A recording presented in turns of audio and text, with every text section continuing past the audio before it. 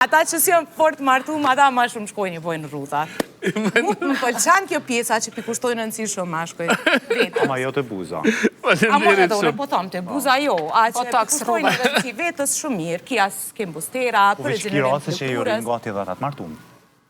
Kitë rase që ju rinë Shok të atë martum të janë shumë enë, po në fund. Edhe ata që janë fort Resulit, për shembull. Ama s'bojnë buzë shumë, se gratë dinë mi kundështu. E tani këtë rast e ka një farë. Po shqo, për shembull unë mendoj që mosha Resulit në kohën e moshës tem, në atë kohë nuk i ka nejtë vitit shumë gati. Do më thonë edhe kam pasat mosha jam si ka nejtë gati. Po, edhe mendoj që ta shti hynë. Po kaloj të ti për pyetje. A ndjeshti ndonjëherë në presion, themi kështu që me u duk gjithmonë perfekt se ylli, model. Po ka pas rase që jëmë një perfekcion, ka pas rase që jëmë një herë.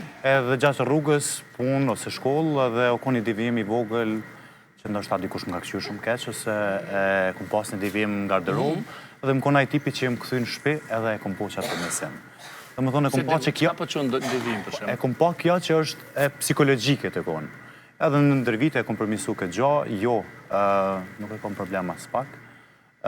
Do më thonë, e mjaftushme është më u përmbushën në menda vetës tam, nuk jam këtë planet për një pëlqyqë. Ma shumë je gjelozua, po je paragjyku për shkak bukurisë, nga djemët, nga... Gjelozia gjithmonë vjen për paragjykimit. Paragjykimi vjen për gjelozisë, më falem. Unë e mendoj ashtu. Du me thonë, mas parit gjelozën, tani të paragjykojnë. Paragjykimi gjithmonë vjen për gjelozisë që një person e ka ndaj teje, që nuk mundet me bo gjelozi direkte, po mundet është me të fyme shumë fjallë fyse të ndryshme, po gjithmonë është ajo gjelozia ndaj një moshë. Se mendon që mashkujt e kanë ma fështirë me folë për ndërhyrje, nuk e pranojnë, do më thonë, bëjnë ndërhyrje, po nuk e pranojnë. Se dhe me mashkull është i fortë dhe i kryun për mësë më thyja asë njerë, po shumica mashkull e thyjen shumë a shumë se femnat, po asë njerë nuk e pranojnë edhe thyjen mrenda vetës edhe gjithmonë privatësinë e vetë personale. Kështu që ki mashkull që thyjet emocionalisht, edhe ki mashkull që është i prish për mrenda në të aspektin për paragjykimi, për shumë sanëve, ndoshta edhe për jetës, ndoshta edhe për bashkëshortës, çka do që tjetë, po gjithmonë ai mashkull thyjet për mrenda edhe me privatësinë e vetë, sepse egoja e tina nuk e pranon një gjotë që është fakt që duhet më pranu, edhe e pranon me privatësinë e vetë. flasit.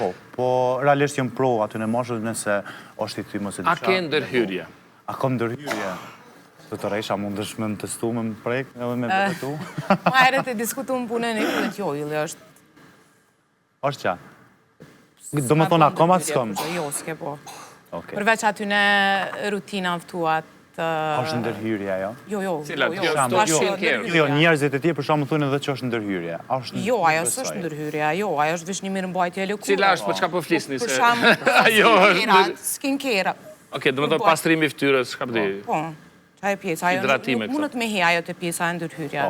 Po prapë se prapë edhe nëse atu një mashkli që është kundër ndërhyrje, edhe ato e kundërshtan. Kundërshtan. Po, se prapë jo, edhe ajo ju duket edhe një krem e ftyrës, e tjesht ajo duket që delë për ti pare mashkullore t'yna.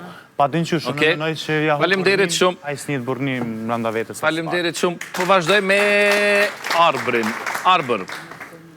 A me ndonë se industria e fitnessit tash, po i shtyn një farë mënyre njerëzit tret një lloj perfeksioni, po jo real, se jo të gjithë mundën me botë trupin në formë mirë sportive kështu. Po, tash kjo industria fitnessit e ka një ndikim shumë të keqë, do më thonë, ndaj njerëzve në përgjësi.